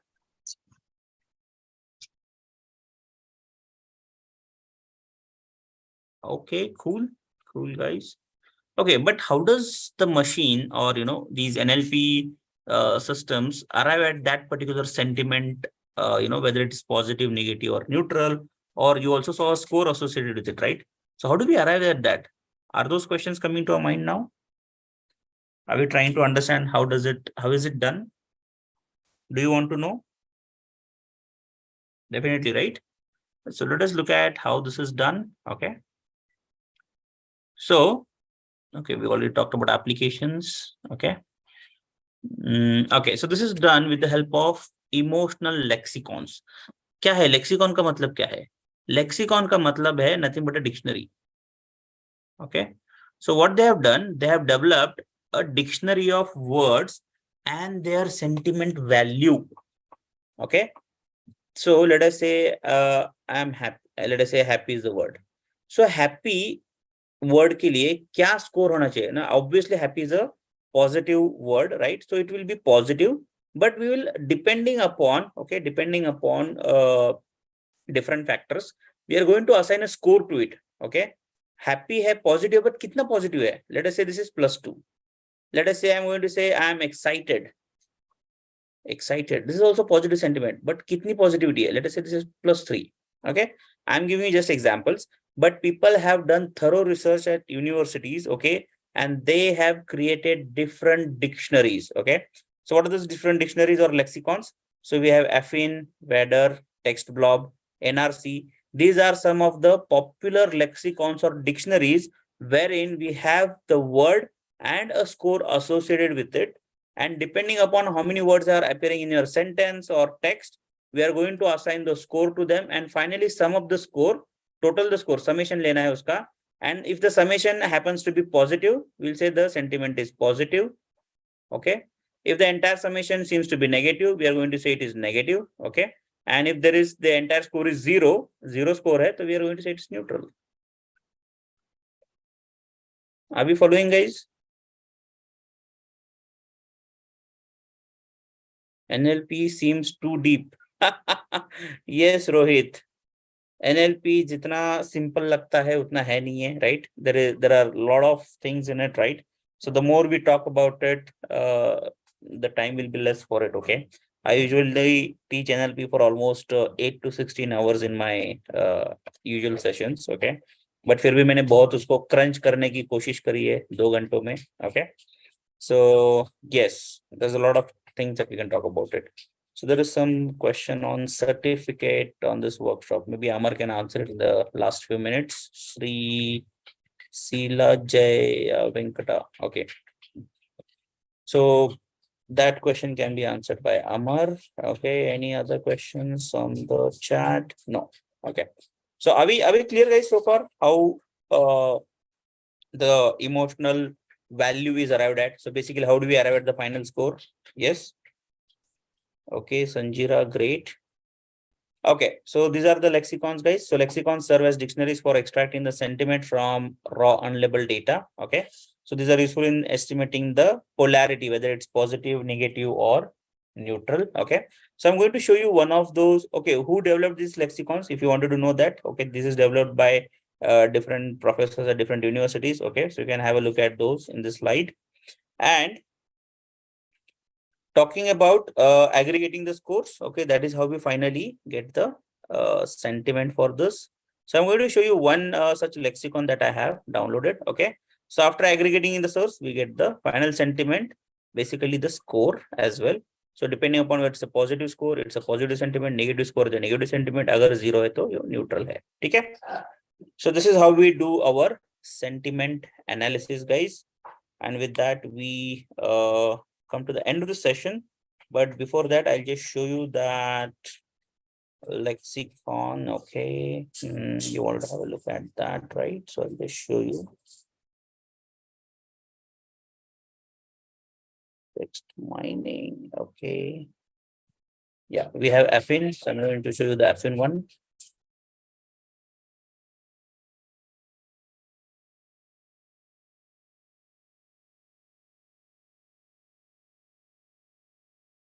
Okay, so as you can see here, guys, it is having the word and a value respect to it. So let us search for the word happy, so that we were looking for, right? Control F, happy. So you see, happy is a positive word and it has a score of +3 for that, right? Positive word. Let us say I am very much sad. Okay, so let's go for sad. So sad, as you say, right? It's a negative word. You can see the -2 associated with that. So likewise, guys, this is a dictionary of multiple words. So let us see how many words this has. Control up karte hai. Okay. Control shift down. So we have almost 2,478 words in this FN dictionary. Okay. Now again, this is when I had downloaded. Maybe this dictionary is updated, right? You can search for the latest dictionaries on the web. Okay. Again, in addition to Affin, we have WADR, Blob, and other NRC as well. Okay. So you can refer to any one of those. There will be slight difference in those, but you can refer any of them to arrive at your sentiment score. And that is how you can do your sentiment analysis and arrive at a sentiment score as well, guys. Okay. Okay, guys, so that's it from my side. If you have any questions with regards to NLP, sentiment analysis, named entity recognition, right, or anything that we have discussed so far, I'm open to take questions as of now. Okay, if you have anything with regards to the topic, or if you want to ask with regards to anything that we have studied in the past 5 days, right? So I open the floor for questions now. All right. So let's look at the chat. So SK Sanjira, wonderful session. You nailed the concepts very well. All right. Thank you, Sanjira, for mentioning the same. Thanks for your feedback. Rohit, out of topic, is DSA required for data science and cracking jobs? Rohit, can you be a bit elaborative? I didn't get your question. Out of topic is DSA. Matlab kya hai? I didn't get your question, Rohit. Maybe you can rephrase your question. Any other questions, guys, that you have for me? I'm open to take those questions. Anything that we have discussed in the last 5 days with regards to data science as a topic? Oh, data structures and algorithms knowledge. Yes, it's always helpful, Rohit. It's good to know how data structures are formed, all the linked list, stacks, queues, right? These are very, very much important to understand from a programming perspective, logical, programming perspective, because when you want to implement something, right, these concepts are very much helpful. So yes, data structures is a very important topic in the life of a computer science engineer. Go and ask to any computer science or an IT engineer, right? That is very, very important. Sir, can you suggest any book for data science? Data science is comprehensive, Arya. Okay, I mean it's an combination of multiple things, right? Like stats, mathematics, computer science. So I'll have to recommend individual books, but I did recommend those books at that time whenever we discussed. But if you want, still I can tell you that for statistics, you can go for Complete Business Statistics by ExcelR and Pandian. Okay, those the authors. That book is available in printed format, as well as, you guys are smart to figure it out. Okay. And yes, maths and stats, there are different tutorials, YouTube tutorials available as well. You have W3 schools for computer science, right from how HTML things work, CSS, Python, R, right? So you can have a hang of those programming languages as well as SQL. So SQL is being taught as a part of your data analyst session, which is again free in the next week. Okay, so you can attend that to get a hang of structured query languages. That is very helpful to extract data. Okay. All right. And again, Arya, again, there are a lot of data science books out there. Okay. But since you are beginning as a toddler, I would suggest, go from basic stats, then slowly look at, what is hypothesis testing, why there is need of statistics, how gradually we move from. So we talked about simple linear regression, multiple linear regression, right? So that is like understanding the structure. Understanding the relationship between variables. Why is it important to understand that? How it can help in establishing a relationship between the input variables and the output variables, basically input features and your target variable, right? Your Y variable. So these are all linked together. Okay. So gradually you can learn all those, right? And then you'll get a hang of it. Okay. Meduri Vinitha, wonderful class, sir. Thank you so much for spending a valuable time for us and explaining about data science in detail. Thank you so much. No worries, Vinitha. Thanks for being a patient listener, right? I hope the efforts spent so far in the last 5 days, if you are able to get even like 50% of what was being taught, I would say the efforts were worth it. Okay. And I'm glad that you like the class. Thank you very much. Khushi, thank you, sir, after listening to your session. It has generated more interest. Yes, I'm glad to know that, Khushi. How do we implement this analysis in NLP? Okay, pragmatic analysis. What do you mean by pragmatic analysis, Professor Reena? Can you elaborate a bit more on that? What exactly you want to implement? Sandeepan Das, sir, if we connect SQL to Python, commands are similar in Python. Yeah, so programming language is going to execute the same SQL query, my friend, and SQL is actually going to connect to the database to fetch that data for you. And once the data is fetched, you can work with the data in Python. बस इतना ही फर्क है और कुछ नहीं है. ठीक है, संदीपन दास.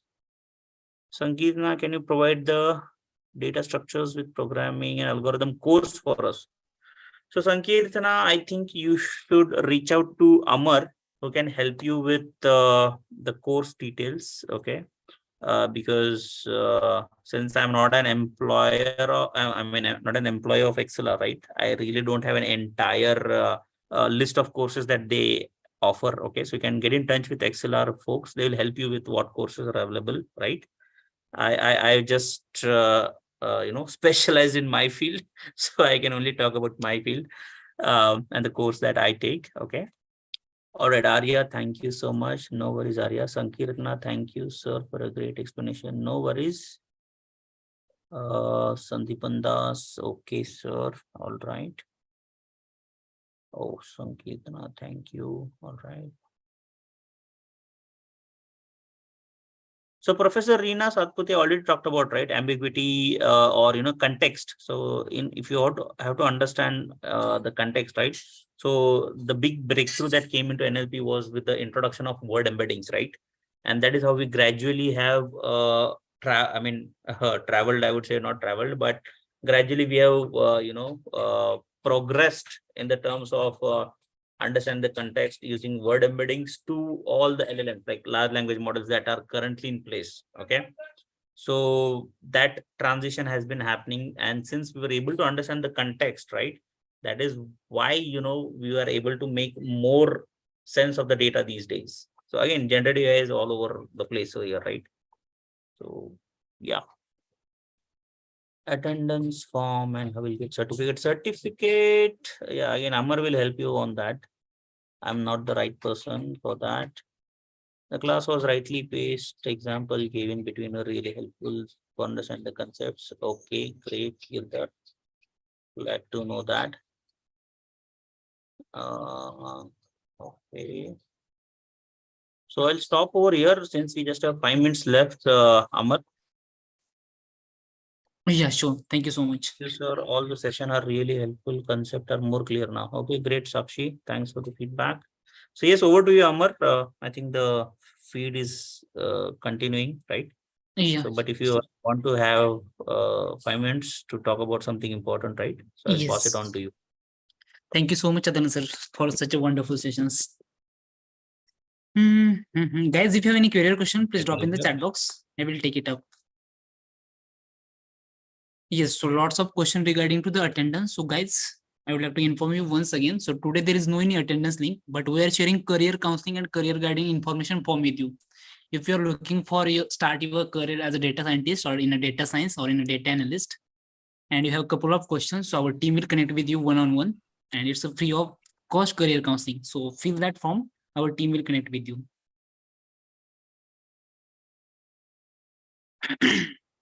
Okay, what about the certificates? So guys, those who attended 60 and more than 60% of the sessions, they will receive their certificate via registered email ID within 7 to 8 working days. Okay. Clear, guys? Confirm in the chat box, quick. Okay, good.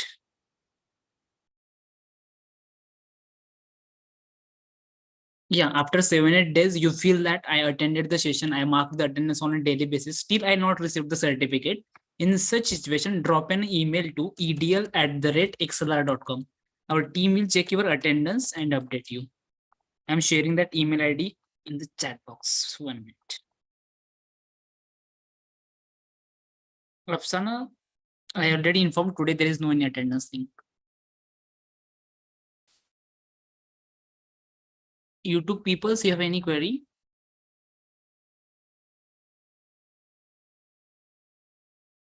Okay, so there are few messages are directly coming to me. So Onkar is asking, is data analyst course different from the current course?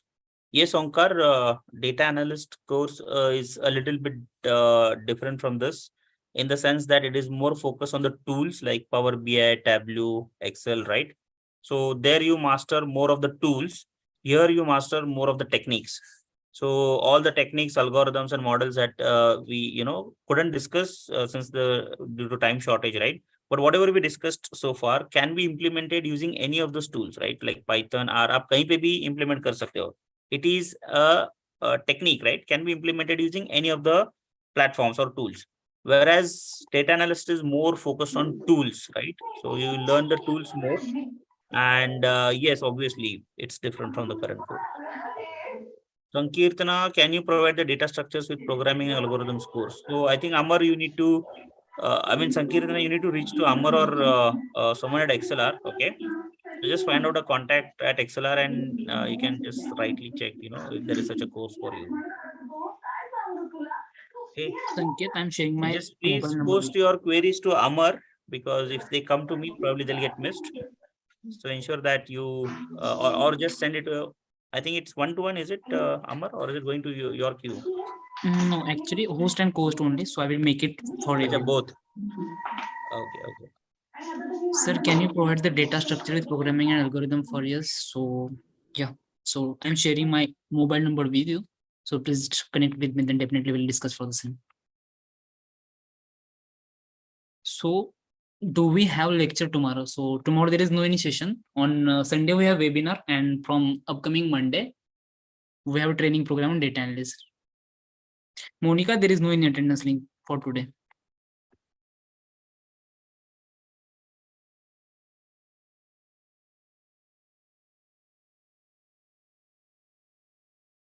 Okay, Monica is asking for data analyst registration link. 1 minute, Monica. Yeah, I shared with everyone. Thank you so much, sir. You're welcome, guys. Local politicians. Those who have completed this session, we have to go to data analyst session.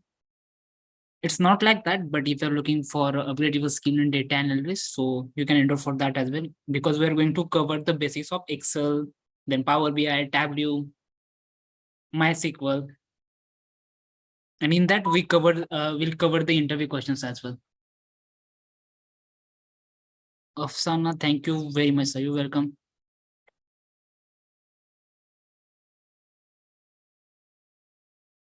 Guys, any question, please drop. We'll be there for 2 more minutes.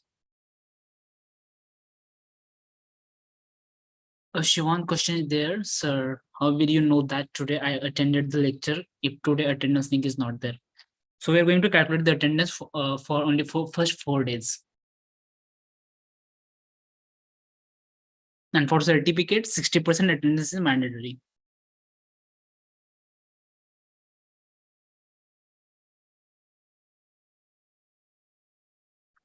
Nitin Kumar, if you're looking for counseling, then definitely you can feel that. Our team will connect with you one-on-one. There is one more question from Monica. When we will get the certificate, sir? It will take us 7 to 8 working days, but your attendance should be more than 60%. Yeah, I'm sharing that. You can search with this. Sandeepan.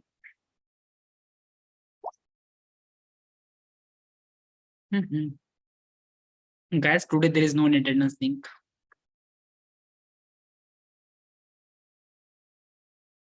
Yeah, Nitin Kumar, today is the last day of our data science program.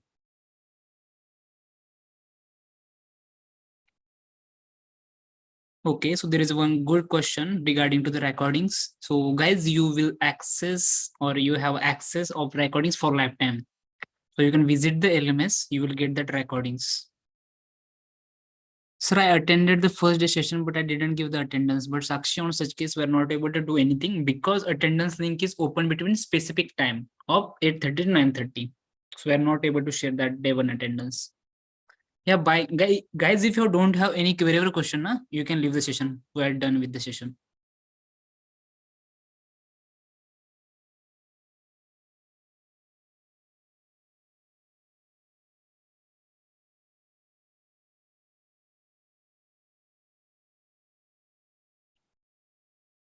You're welcome, Arya.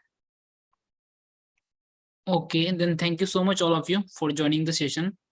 So we'll meet you in the next session, probably on webinar or just on training program.